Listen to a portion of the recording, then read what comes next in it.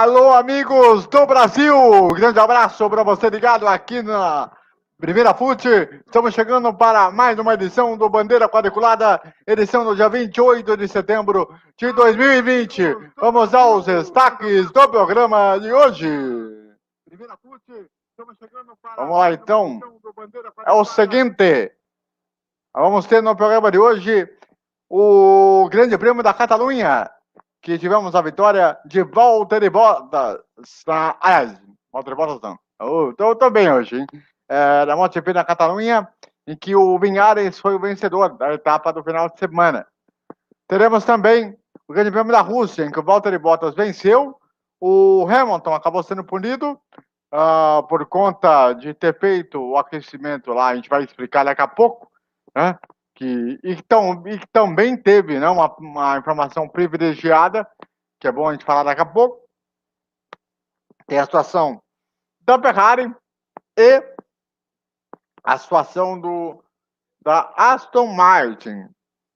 Nós teremos também o preview para o Grande Prêmio de Indianápolis, aquela prova, a rodada dupla que nós vamos ter no circuito misto e que vai fazer com que nenhuma TV do Brasil vai mostrar, vai acabar ficando para o DAZN Brasil. Olha quem eu tenho aqui no programa de hoje. Estamos aqui com o Rafael Rizzo e também com o César Augusto, e eles vão dar o seu destaque para vocês. Lembrando para vocês se inscreverem no canal, ativar o sininho para receber as notificações. Lembrando que tudo aqui no canal da Primeira Fute, quanto no canal lá do Bandeira Quadriculada, você tem todo o acervo de todos os programas desse programa maravilhoso apresentado por essa vossa pessoa. Em minha humildade para vocês. Lembrando que os reprises estão aqui no GC, na telinha. Beleza? Então vamos lá então. Rafael Rizzo, seu destaque inicial. Muito boa noite.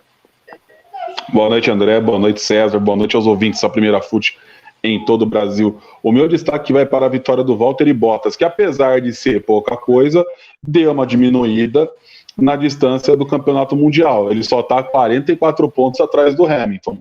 Vamos aguardar aí as próximas corridas para ver se ele tem gás para chegar. Capacidade ele tem. Vamos ver se o resultado é que vai ser entregue, né? Exatamente. Mas a gente vai falar daqui a pouco. César Augusto traz pra gente agora o nosso destaquezinho inicial maroto. Muito boa noite. Boa noite, AVC, e boa noite, Rafael Rizzo, e boa noite, ouvintes da Primeira e do Bandeira Quadriculada e telespectador. Meu destaque inicial é: Jackson está brigado com o grupo Bandeirantes de Comunicação. Só isso a dizer. Eis a questão pertinente e que não pode pairar. Então vamos para o seguinte, traz para cá o que agora é o seguinte. Vamos então com o GP da Catalunha, em que nós tivemos aí neste final de semana a sua etapa lá no circuito de Montmeló, e nós tivemos aí a vitória do Vinhares, mais uma vez o Vinhares se mostrando competitivo. Aliás, essa prova que teve o anúncio da mudança de equipe do Valentino Rossi, ele que vai continuar com a equipe Yamaha, porém vai mudar de equipe já no próximo ano, já que ele quer ter ainda um pouco mais de competitividade, né? Resumindo, né? É um cara que não soube admitir vamos dizer assim, a aposentadoria, se é que podemos dizer assim, né? Essa aqui é a grande realidade. Então, até para a gente falar um pouquinho dessa vitória do Vinhares e dessa mudança do Valentino Rossi, que vai para mudar de equipe, mas vai manter-se com o pessoal da Yamaha, eu quero saber do César o seguinte, né? Campeonato aberto diante da situação normal, né? Será que pode dizer assim, né? Por conta do que aconteceu com o nosso querido Marc Marquez, né? E essa mudança do Valentino Rossi, que vai mudar de equipe, mas vai continuar aí com a parceria com a Yamaha, hein, César? Vai continuar com a parceria com a Yamaha, mas aí tem que explicar. A Yamaha que ele vai é equipe privada. Ou seja, vai receber a mesma moto 2020 da equipe oficial da Yamaha. A equipe de fábrica, vamos dizer assim. Eu acho que ele tem a para queimar, VC. Não é que ele não quer admitir que... Cara, a gente tem um conceito, quando você chega aos 40 anos, você quer aposentar no mundo do esporte a motor. Só que eu me lembro do Paulo Francis comentando com o Ziraldo, em que dizia: olha, eu tenho 40 anos e não vejo nada no meu horizonte. Ai, os 40. E depois, a gente tem que lembrar que o Paulo Francis teve destaque na imprensa internacional e na imprensa nacional depois dos 40, quando ele estava em Nova York, com 41 anos. E ele começou a sua escrita da coluna Diário da Corte na Folha de São Paulo e depois no Estadão e no Globo. Então, eu acho que depois dos 40, dá para ele ganhar uma corrida e disputar o título. Eu acho que o problema não é ele ficar, vamos dizer assim, porque eu tenho que estar nos 40 anos, eu estou, vamos dizer assim, aposentado. Não. 40 anos numa moto é diferente de 40 anos num carro. Deixa eu lembrar aqui que na NASCAR tem há mais de 40 anos no carro. Mesma coisa na Indy, anos em 1990, que todo mundo falava que era a categoria de aposentado. Exatamente. E que não é. O Scott Dixon está com... O Emerson correu também depois dos 40 lá. Exato. Não é só o Emerson. Não é só o Emerson, mas a gente tem que lembrar também. AJ Foyt, Mario Andretti. AJ Foyt correu na Indy depois dos 40. O próprio Montoya que voltou. O próprio Montoya que voltou também para a gente foi depois dos 40 anos. Ricky Mears.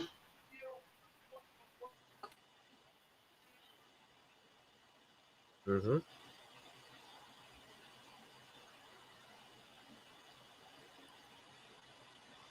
Fala, VC. Pode completar, César, antes de o Rafael falar o dele aí. Rapidamente. Não, eu acho, eu vou completar dizendo, acho que ele tem linha para quem, então respeita o homem. Vai, Riso. Eu assino embaixo, né, com o que você fala, e assim, o que manda hoje no piloto também não é só a idade. A gente tem um preconceito, né, eu falo nós aqui do Brasil, o atleta, né, o piloto passou dos 40 anos, não, ele não tá bom para correr mais em alto nível com uma MotoGP, com uma Fórmula 1, com uma Fórmula Indy. Você vê a NASCAR, por exemplo, que nem você falou, o Jimmy Johnson, o Kurt Busch, o Mark Martin que correu, o finado Dale Earnhardt que passou dos 40, o Richard Petty. Então você tem esse povo para queimar lenha. Eu acho que o Valentino tá bem, entendeu? Claro, ele tá longe ainda de ser aquele Valentino de antigamente, mas eu acho que é uma nova, assim, uma nova experiência para ele, apesar de estar na Yamaha, né? Se manter na Yamaha, mas eu acho que vai ser legal para ele. Só para corrigir um erro, eu falei que o Vinhares ganhou a prova, esquece o que eu falei, tá?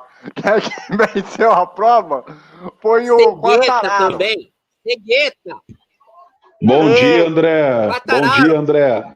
Obrigado, Cegueta, hein? Eu tô falando, é Cegueta. Cegueta erra. É uma maravilha isso também. O Quartararo ele venceu a prova com o Jonathan Mir, o espanhol, em segundo, com a Suzuki. O Alexander Riz em terceiro. O Frank Morbidelli foi o quarto. O John Miller em quinto. O Banhara em sexto. O Nakagami em sétimo. O Petrucci foi o oitavo. O Vinhares foi o nono. O Couto foi o décimo. O Binder foi o 11º. O Alex Bagaró foi o 12º. O Alex Marques em 13º. O Lecona em 14º. O Rabat em 15º, foram esses que pontuaram. Não pontuaram em 16º o Brad Smith. E na 17ª posição o Steven Brown. Não pontuaram o Miguel Oliveira, o Valentino Rossi, que acabou caindo, o Paul Espargaró, o Jonathan Zarco e o Andrea Dovizioso. Baita campeonato do Quartararo, que vai aí aumentando a sua liderança no campeonato. Vai ficar uma briga boa aí até a última corrida, hein? Já tô dizendo, hein? Do jeito que tá essa briga pelo campeonato, vai ser ponta a ponta essa parada aí, hein, ô Rafa? Vai, André, vai ser ponto a ponto, né? E vamos aguardar agora as próximas etapas que nós temos, né? Agora foi o GP da Catalunha, vamos aguardar as duas, mas a disputa, né, em si, né, que a gente fala até com relação a tirando a parte da Fórmula 1, tá bem acirrado, né? Tanto a MotoGP quanto até a Fórmula 2, assim, só fugindo um pouco do assunto, essas categorias estão ponto a ponto com o pessoal, né? Sim. Lembrando que a próxima etapa do campeonato será o Grande Prêmio da França, no circuito da Bugatti. Esse circuito da Bugatti aí seria onde, ô César? Você sabe?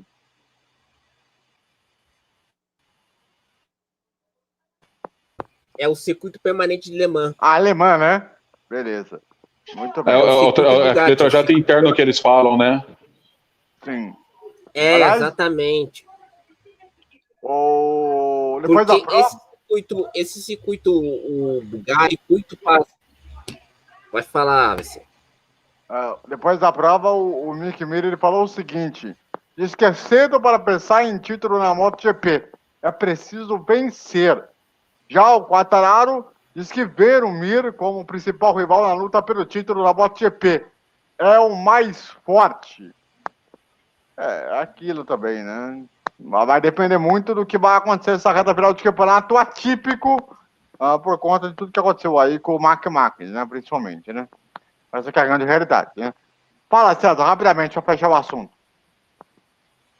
O circuito Bugatti é aquele circuito permanente de Le Mans, porque o circuito que é das 24 horas inclui algumas estradinhas perto da cidade de La Sarthe. Então, é o circuito permanente de Le Mans que tem a MotoGP lá. Sensacional, hein? Eles chamam de traçado interno, né, César? Se não me engano, é isso. Eu ouvi dizer que eles falam que é o traçado interno. É o traçado que eles chamam de traçado interno, isso. Que tanto que aquelas retas das 24 horas são as estradas ali da França, ali que liga Le Mans à cidade que você falou agora. Perto de Le Mans. São as estradinhas. Nós vamos ter agora, nessa reta final aí de campeonato, nós vamos ter França, Aragão, Grande Prêmio de Turel, também Aragão, o GP da Europa, lá no Ricardo Tormo, e depois vamos ter o Grande Prêmio de Valência e o Grande Prêmio de Algarve em Portugal. Ou seja, nós temos aí mais 1, 2, 3, 4, 5, 6 etapas aí para o final. Ou seja, tem muitos pontos ainda em jogo. O negócio vai ser realmente quente essa briga pelo título aí. Promete ser o campeonato mais disputado de todos os tempos dessa próxima geração. Traz pra cá, porque agora é o seguinte. Vamos falar aqui do Grande Prêmio da Rússia. A etapa do Campeonato Mundial que aconteceu em Sochi, naquele circuito que foi feito em volta do Parque Olímpico, que vocês sabem muito bem que fez parte aí dos Jogos Olímpicos de Inverno, e foi lá onde nós tivemos a etapa em que nós tivemos cerca de 20% de público, cerca de mais ou menos uns 20 mil pessoas aproximadamente, e que nós tivemos a vitória do Valtteri Bottas, ele que teve aí a sorte da punição ao Hamilton, que nós vamos falar daqui a pouco, e também nós tivemos o fato de, principalmente, nós termos aí uma briga, chance de título com possibilidade maior, principalmente por conta das situações, tanto do lado do Bottas, que ainda tem alguma possibilidade de título matematicamente, quanto pelo lado do Hamilton, que tem ainda mais uma vitória para poder se igualar às 91 vitórias que o Michael Schumacher conseguiu ao longo da carreira. Bom, Rafael, quero saber de você aí a sua análise dessa vitória do Valtteri Bottas, o finlandês, voltando a vencer depois de muito tempo. Então, André, a corrida estava se encaminhando tudo para mais uma vitória do Lewis Hamilton, né? E aí, por conta dessa punição, que eu lembro que eu estava assistindo a corrida, eu vi uma lupinha, eu falei, mas o que é essa lupinha aqui? Aí, quando eu vi essa punição de 10 segundos, né? Com relação àquela que ele usou ali na volta de. Para se alinhar ao grid, fez uma simulação de largada. O Bottas aproveitou a oportunidade, nitidamente, né? O Verstappen também veio logo na segunda posição. O Hamilton, que apesar da punição, terminou em terceiro lugar, foi um baita resultado para ele, pois do jeito que assim poderia acontecer dependendo da situação, ele não terminaria nem entre os 6 primeiros. E aí reduziria mais ainda a vantagem do campeonato com relação ao Valtteri Bottas. Só que a gente tem que deixar uma coisa bem clara, André. Tem 2 carros na Mercedes, um para o Hamilton. O outro carro é as peças que sobraram na mão do Bottas. Ou seja, se o Bottas quiser tirar essa diferença para o Hamilton, além da sorte que ele tem que contar, vai ter que contar com um abandono aqui, com uma não pontuação aqui, terminando de sexto para baixo, numa outra corrida, para ele poder reduzir ao máximo, ele vai ter que extrair tudo e mais um pouco do que a Mercedes dá para ele de equipamento. O problema é, a Mercedes não dá o mesmo equipamento para o Hamilton que dá o mesmo para o Bottas. É nítido isso. Tanto que no EP da Itália, em Monza, o Bottas poderia muito bem chegar a brigar pela vitória e não brigou. Largou mal, sabe? Não conseguiu ter corrida, mas porque o carro não respondia. Então é nitidamente isso. O Bottas vai ter que se apegar muito a isso. E não é contar só com o trabalho dele agora, é também contar com o erro dos outros. Exatamente, né? E aí, ô César, o outro fator muito importante dessa prova também é a subida do Max Verstappen, ele que evoluiu muito nas últimas 2 corridas para cá. O Albon melhorou um pouquinho comparado à outra vez, a outra corrida que nós tivemos passada, e também nós tivemos aí a pequena evolução de Leclerc, que nós vamos falar daqui a pouco da Ferrari, e nós tivemos também a situação dessa punição do Hamilton, que teve como fator uma informação vazada pelo Mika Salo, que é um comissário da Fórmula 1, e que é comentarista de uma televisão finlandesa, e que ele teria soltado essa informação privilegiada momentos antes da largada do Grande Prêmio da Rússia. E aí, César, o que você pode analisar dessa vitória do Bottas, e depois a gente vai falar da punição ao Hamilton?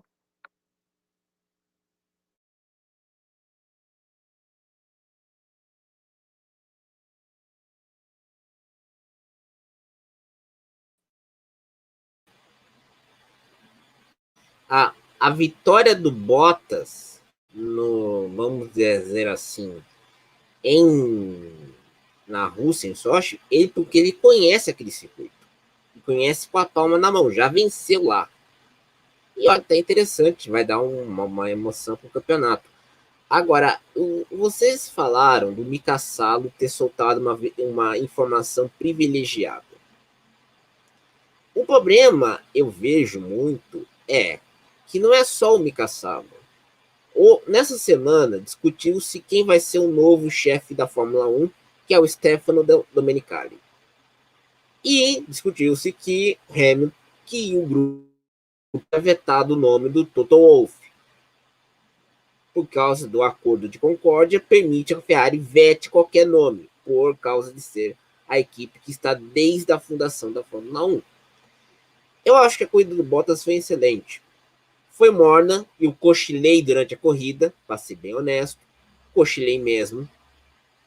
Agora, a questão do Mika Salo, Domenicali e afins deixa bem claro que a Fórmula 1 precisa estabelecer limites éticos.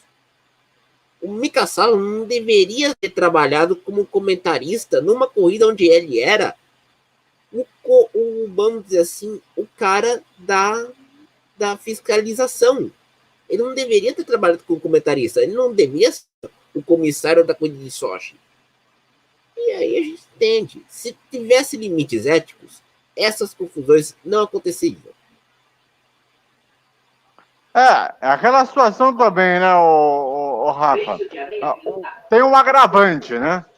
O fato de o Mika Salo ele ser um comentarista de TV finlandesa e ao mesmo tempo ele ser comissário da FIA, ele receber uma informação privilegiada e depois ele repassar na televisão do país na maior cara dura para o mundo todo. O que você achou dessa parada? Isso aí foi uma falta de ética para não falar outro nome, né? Vamos falar falta de ética para falar de um jeito mais bonitinho, mais educado aqui para os ouvintes.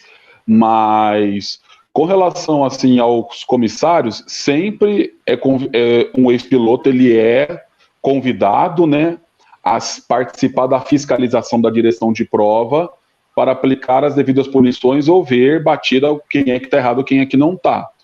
Ontem foi o Mika Salo, amanhã pode ser o Damon Hill, na outra corrida vai ser o Jenson Button e por aí vai, entendeu? Se ele sabia que ele ia trabalhar como fiscal de prova na corrida da Rússia, não era para estar na TV finlandesa comentando, entendeu? E aí, desculpa, Federação Internacional de Automobilismo e Liberty, aí tomaram uma groselha das violentas, viu? Como é que o pessoal fala hoje? Aquele combo chevette, né? Que os caras misturam lá um corote com um negócio, bebe e fica ruim. Os caras deviam estar ruim, porque não é possível, André. Você sabe que o cara vai trabalhar de comentarista, você vai convidar o cara para quê? Você fala pro cara, você quer ficar aqui, a gente convida você. Só que você não vai comentar. Agora o cara vai e faz isso, é uma pouca vergonha. E detalhe, com relação ao que... Só para fechar o assunto, com relação ao Stefano Domenicali, o Felipe Massa também tá já meio que, vamos meio que dizer, já tá meio que no jeito para assumir algum cargo também lá dentro da Fórmula 1, que era piloto da Ferrari. Tanto que ontem na transmissão, o Felipe Giafone brincou com o Burt, falou, Burt, só falta você agora se o Felipe Massa for. Eu não sei se vocês se lembram. Que agora o Felipe Massa ele tem que tomar uma decisão do que ele vai fazer na carreira dele, se ele vai... Tudo indica que ele quer voltar ao Brasil para correr estocado, para encerrar a carreira, e depois ele virar um diretor da Ferrari. Mas se ele voltar aqui, ele não tem que assumir nada na Fórmula 1, ele volta como piloto, igual o Rubinho fez. O Rubinho foi para a Indy, correu, veio para Stock Car, só que o Rubinho não participa de nada na Fórmula 1. E outra, ele vai estar com um bom tempo parado e tudo mais, acho que não vale a pena ele continuar uma carreira que não há a mínima condição do que vai ser. Só como questão de opinião aqui, para você, Rafa, foi justa a punição ao Hamilton? Olha, André, é aquela, né? A punição foi justa porque isso já tá previsto no regulamento, se eu não me engano, desde 2004 ou 2005 que eu vi por cima sobre a situação do regulamento. Tá? E assim, quem fazia muito isso antigamente era o Ayrton Senna. O Ayrton Senna saía do pit lane, saía dos boxes, parava para treinar situação de largada. O Hamilton fez igual ele fez, porém estava no regulamento, entendeu? Então não adianta o Hamilton ficar bravo, querer dar showzinho. Mas já tô com 10 pontos na minha super licença. Nessa parte aí, desculpa, ele procurou. A sorte dele é que retiraram as punições na carteira, né? A superlicença. Sim, a sorte dele foi essa. Porque senão ele estaria realmente prejudicado, porque ele é reincidente por conta daquele protesto com a camisa, né? Mas vamos ser sinceros, por mais que dê isso daí, não vai dar nada. Foi igual em 89, quando o Jean-Marie Balestre caçou a licença do Senna lá não era nem superlicença, era licença de pilotar um carro de Fórmula 1. Falou que caçou, que ia deixar suspenso. Adiantou alguma coisa? Não adiantou nada. Isso não vai adiantar coisa nenhuma, André. Não vai. Óbvio. É óbvio. O cara é a principal estrela do campeonato. Você vai deixar um campeonato manco? Não, você não vai deixar. Eu faria uma observação aqui. No caso do Hamilton, a questão da camisa foi previamente acordada com a FIA. Previamente, por quê? Porque estaria na Rússia. E Rússia, meus amigos, é um país autoritário. Lembram-se, Putin está lá no poder se manter com a tropa. Mas a camisa foi na Toscana, né? Na Toscana, lá em Mugello. Foi na Toscana, mas a César. camiseta foi... Não, peraí. A camiseta foi na Toscana, mas se ele fizesse um protesto na Rússia, seria pior. Por isso que ele teve que fazer esse acordo antes da corrida. Sim. Aliás, tanto que o Hamilton, ele usou antes da prova, um óculos, tipo desse aqui, igual o meu. Muito bonito, vendo, né? Diga de passagem. Muito obrigado. E aqui ao lado, ó. Tá vendo aqui onde tem esse ladinho aqui, ó? Eles botaram. A sustentação. Isso, ele botou lá a mensagem, né? Contra o racismo, né? Vidas negras importam, Black Lives Matter. Isso, exatamente. E tal. Assim, Não, ele tem o direito. Mas ele tem um detalhe a ser discutido. Esse acordo com a FIA envolve 2 países autoritários que terão nesse calendário maluco: Rússia e Turquia. Sim. Eu quero ver como é que o Hamilton ele vai arrumar.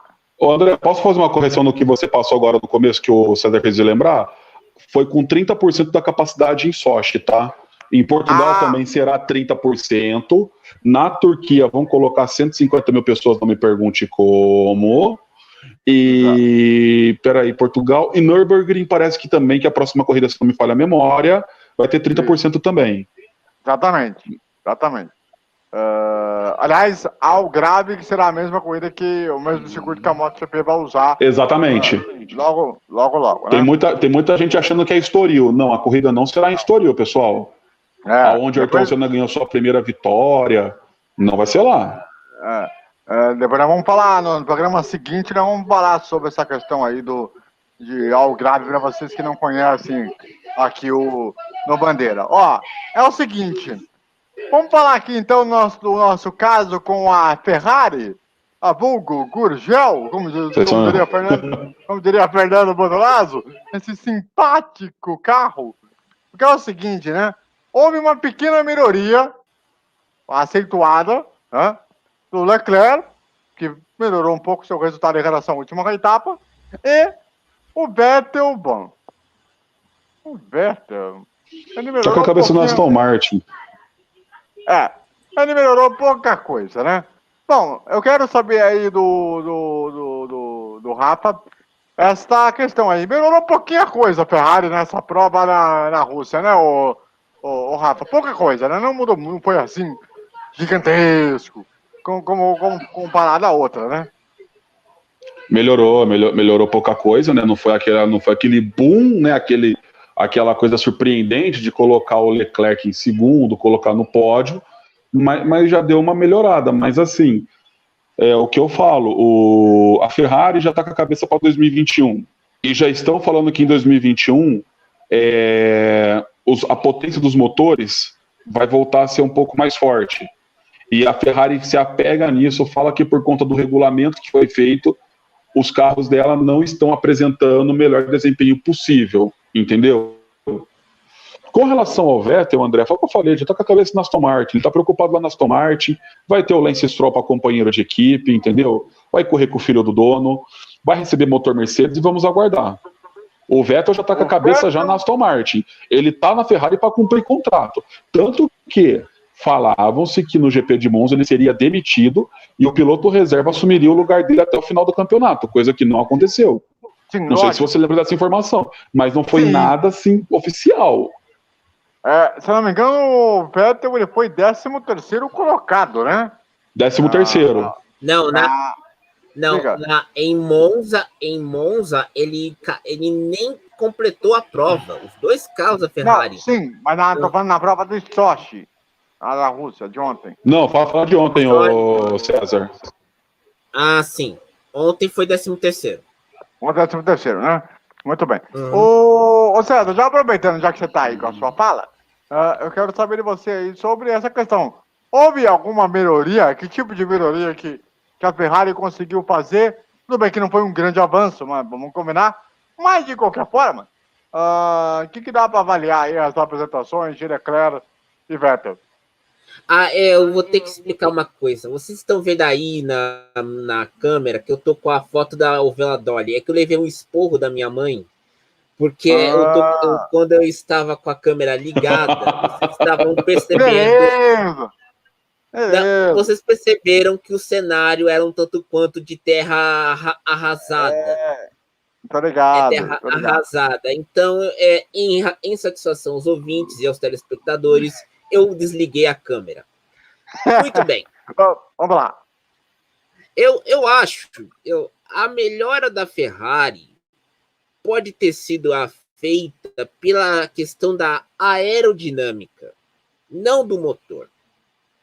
Nos treinos livres, eu não vejo treino livre, tentei ver no Sport TV, foi um horror, porque o cara ficava falando mais no Twitter do que prestar atenção no treino. Nos treinos livres mostraram as mudanças aerodinâmicas para Sochi, e a Ferrari mudou a asa traseira. Isso permitiu um ganho de potência com o carro e permitiu que o carro tivesse bom desempenho. O caso da Ferrari, que eu falei, o ocaso, assim dizer, é o acidente do Q2. O acidente no Vettel, que ele mordeu uma zebra e o carro bateu na proteção, no safety wall, e depois teve aqui o Leclerc quase teve um acidente grave, com os dois carros no Q2. Eu acho que a Ferrari precisa muito evoluir. E o Q2 mostrou bem isso. Por mais que o Vettel tenha a cabeça na Aston Martin, ele não tem mais aquele afinco que tinha nas outras temporadas. E também tem um detalhe: ser demitido pelo telefone não é uma coisa agradável. É a mesma coisa de eu mandar uma mensagem para você. Não acho que para ninguém, né? Eu mandei uma mensagem para você nessa semana. Eu mandei uma mensagem para você nessa semana que foi complicada, Rizzo. A gente teve uma DR, mas tudo bem. Eita. Mas eu acho que o Vettel tá na cabeça na Aston Martin. Sim. Tá, isso é nítido. Você vê ele correndo assim, você não vê aquela agressividade dele, tanto que ele tá deixando até o Giovinazzi ultrapassar ele. Gente, pelo amor de Deus. Com todo respeito ao Alfa Romeo, né? Aliás, já falando em Aston Martin, né? Que será aí a equipe no lugar aí da Racing Point, né? 2 pontos para falar como questão, né? O Vettel está confirmado, só que o companheiro de equipe não será o Pérez. Porque... É o papai Stroll, rapaz. É o papai Stroll. Isso era fato, né? Negócio bizarro, né? Quem que poderia imaginar Vettel e Stroll numa mesma equipe? Isso é uma coisa, eu acho que nem um passarinho imaginaria que fosse acontecer um negócio desse. Mas é o que vai acontecer no ano que vem. Vamos lá, só pra gente falar aí, essa questão aí, o Rafa. Essa entrada do Vettel e a saída do Sérgio Pérez, que se comenta que pode ir para a Haas. Pode ter início de conversas com a Haas, Rafa. Então, o Sérgio Pérez foi o que a gente estava até comentando nos bastidores, né? Estão falando muito forte dele na Haas, tanto que ele vai trazer um patrocínio forte dele, né? Que é a Claro, os patrocínios lá do México, né? E curiosamente o agente dele é o mesmo que agenciava o senhor Ayrton Senna da Silva, conforme o senhor André Vieira Coelho confirmou comigo. Perfeito, André? Exatamente. E que dizem... Senhor Julian Jacobs. Sim, e que dizem dentro da Fórmula 1 que é uma pessoa não grata lá dentro, porque dizem que ele é muito mala, para não dizer o mínimo, né? Então, mas é um cara meio difícil. O caboclo é mala sem alça? Vocês estão querendo falar que o cara é uma porcaria de pessoa logo agora? Exatamente. Então... Vamos falar o português, claro. Ele é mala, uma porcaria, um ser desprezível. Vocês querem outros adjetivos piores do que ser mala ou desprezível? Não,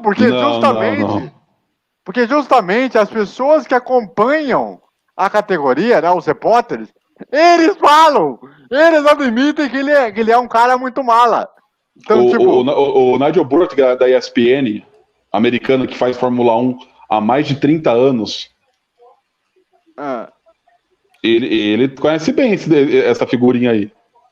Tá. Agora, só para finalizar... Vai você, André, você depois finaliza. Aliás, só para deixar claro, 2 coisas aqui, né? A Aston Martin vai voltar a ser uma equipe de Fórmula 1 depois de mais de 30 anos, né? Sim. E vai ser ali um carro mediano, provavelmente, para tentar brigar aí por Q3 e tudo mais. Vai depender das situações do que pode vir a ser para a temporada do ano que vem. Bom, traz aqui para cá, que é o seguinte, para a gente falar sobre a Fórmula Indy, vamos ter 2 corridas em Indianápolis, no circuito misto, corrida na sexta-feira, a primeira corrida, 3h30 da tarde, horário de Brasília, e a corrida no sábado, também às 3h30 da tarde, que vamos ter a presença do Hélio Castro Neves correndo pela Penske. Ele que vai não é pela Penske, é pela McLaren. Ah, pela McLaren, né? Que é a Skill McLaren, né? Não, é a Aero McLaren. Isso. Aero McLaren. Era a equipe que o Alonso ia fechar, né, o contrato, né? Antes da temporada começar, né?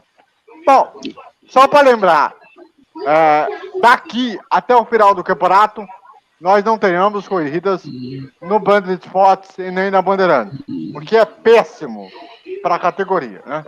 Para começo de história.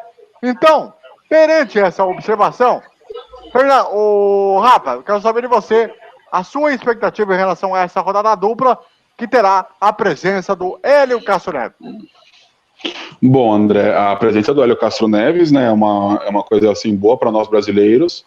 O Helinho conhece bem de Anápolis, tanto no misto quanto no oval. E vamos ver agora ele nessa nova equipe, né, na McLaren, né, que o César comentou com a gente.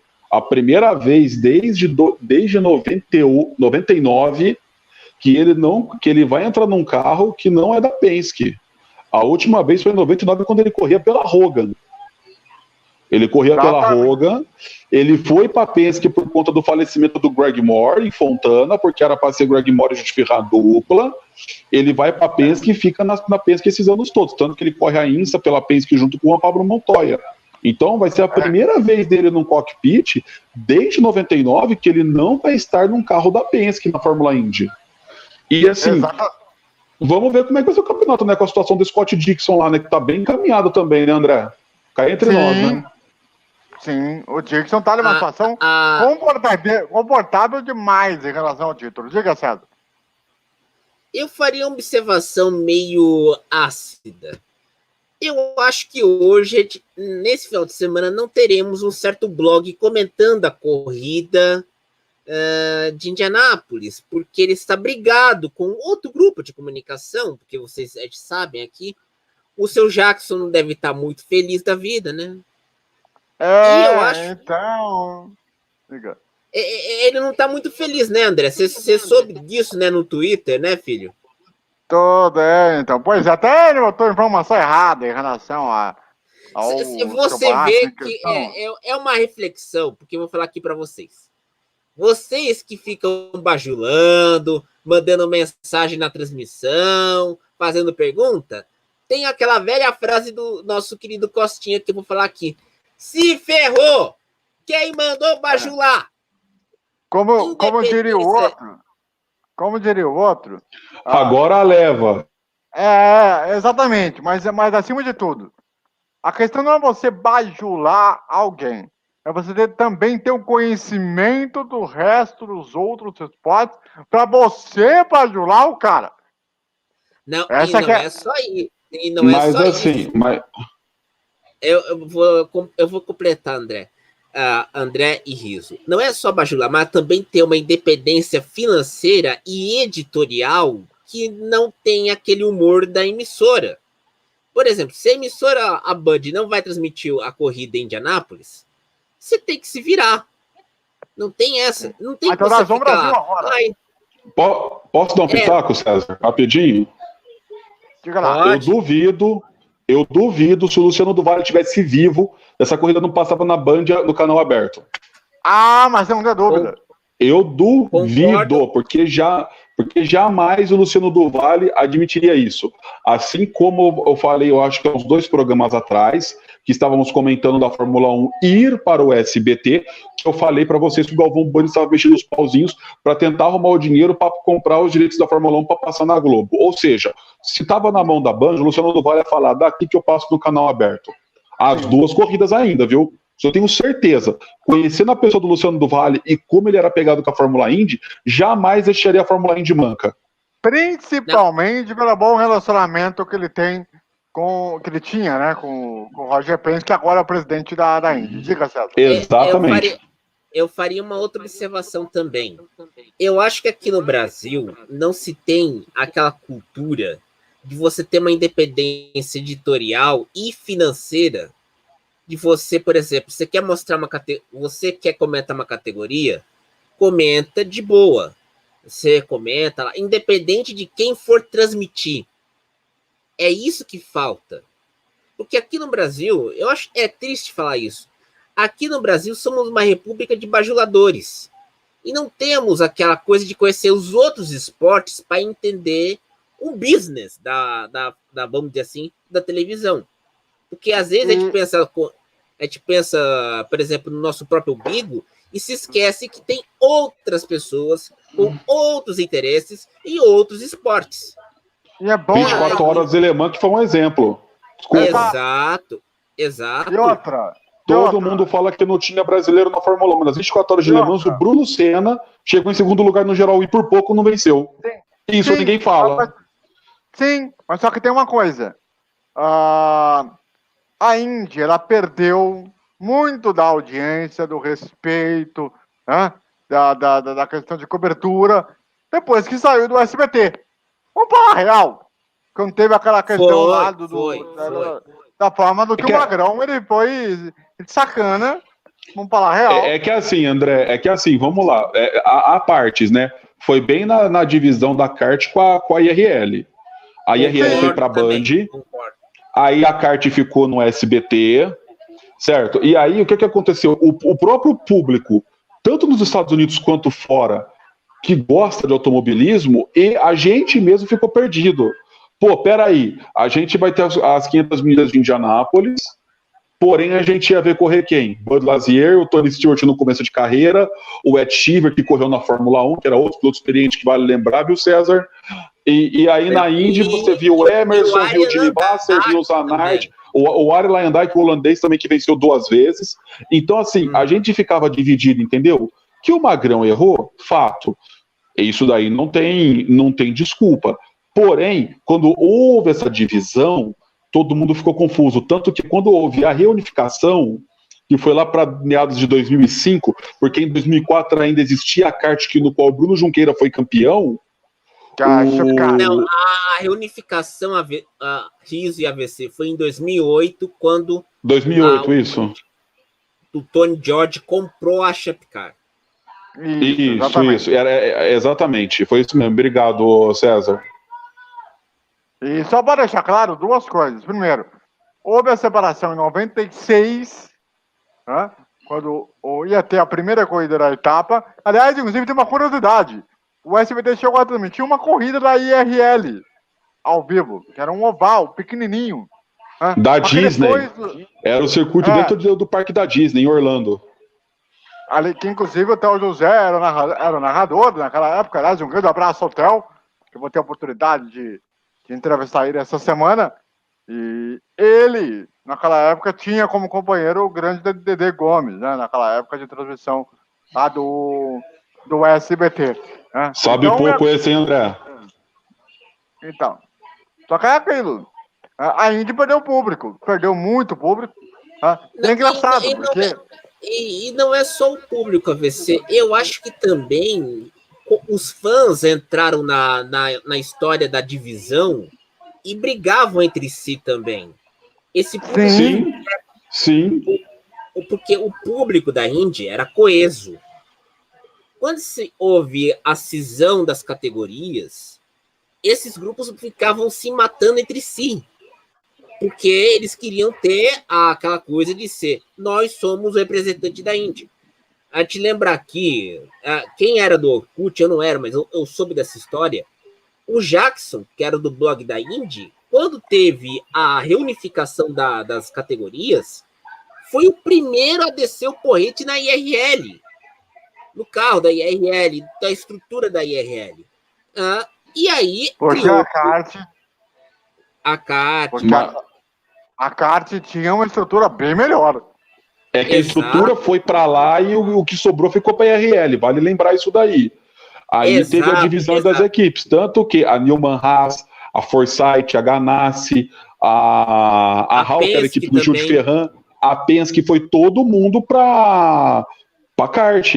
Tanto que no mesmo final de semana que teve a corrida em Indianápolis, que era as 500 milhas de 96, eles fizeram as 500 milhas dos Estados Unidos no Oval de Michigan, que colocaram 3 carros assim para largar, que foi aquela lambança com o Jimmy Vasser e com o Adriano Fernandes, que dali para trás não ficou ninguém para contar a história. Cara, aquela lambança do Jimmy Vasser. Se vocês forem no YouTube, vocês acham isso, viu? Nossa! Aliás, eu aproveito para vocês verem isso, viu? Que parece que o SBT aí bloqueou a corrida da Rio 400. Então vocês aproveitem e baixem. Viu? Porque a gente não sabe. E também tem aquele outro detalhe: não tem o humor do Jackson, porque o Jackson também cortaram as corridas dele também. Agora, outra questão que eu tenho que colocar aqui antes de a gente ir para os destaques finais. Quando você tinha vamos dizer assim, foi reunificada em 2008, o primeiro crítico dessa reunificação é o Jackson. Ironia do destino. O primeiro cara que critica a saída da Indy, do Band Sports e vamos dizer assim, da Band, é o Jackson. E aí, Deus escreve certo. E aquela questão também é o seguinte. E também tem a questão do seguinte, só para fechar o assunto Indy, né? O maior culpado dos contratos que estão sendo mal feitos pela Rede Bandeirantes de Comunicação é o Antônio Zimilali. Esse cidadão e o Denis Gavazzi são 2 caras que não entendem porcaria alguma de contratos de direito de transmissão. Então, eles fizeram um contrato com 1 ano, porcamente, mal feito, mal distribuído, tanto para a TV aberta quanto para a TV fechada. Então, o que aconteceu foi que a Indy foi de um negócio feio demais da conta. Só para vocês terem uma noção. Encerrar? Então, vamos na reta final já? Vamos com o destaque final de cada um? Vamos lá, Rafa, seu destaque final aí. Ô, André, o destaque final, né, que a gente vai ainda falar nos outros programas que eu gostaria de falar, é o seguinte: a gente estava falando hoje da Aston Martin, né, com a possível, com o Stroll e Vettel, e vamos ficar de olho agora, porque vai ter a dança das cadeiras na Fórmula 1, hein? Já tá começando já o burburinho. Pérez na Haas, outros nomes já falam que vai ter um outro piloto no lugar do Albon da Red Bull, e vamos aguardar isso daí, ô André. Tem a questão do Giovinazzi, que deve sair prendada do Mick Schumacher na Alfa Romeo. Sim, já estão falando que ele é piloto da Alfa Romeo. E o Kimi Raikkonen parece que já está com a renovação de mais 1 ano encaminhado com a Alfa. Então há tudo que indique que para 2021 seja Kimi Raikkonen e Mick Schumacher na Alfa, viu? Isso, exatamente. César, vamos lá, seu destaque final, por favor. Nada a declarar. Obrigado. Maravilha. É o seguinte, traz aqui para cá, batelinha cheia, é o seguinte, aqui, ó, as reprises da semana do Bandeira Quadriculada lá no nosso canal do Bandeira no YouTube, do programa, e que você tem todo o acervo lá. Terça-feira, amanhã, vamos ter edição do dia 7/10 do ano passado. Na quarta-feira, vamos ter ao meio-dia a edição do dia 21/10. Na quinta-feira, a edição do dia 4 de novembro do ano passado. E na sexta-feira, a edição do dia 11/5 do ano passado. A você em casa, em todo o Brasil, muito obrigado pela audiência, pela grande companhia. Nós todos uma grande semana, um grande abraço e valeu!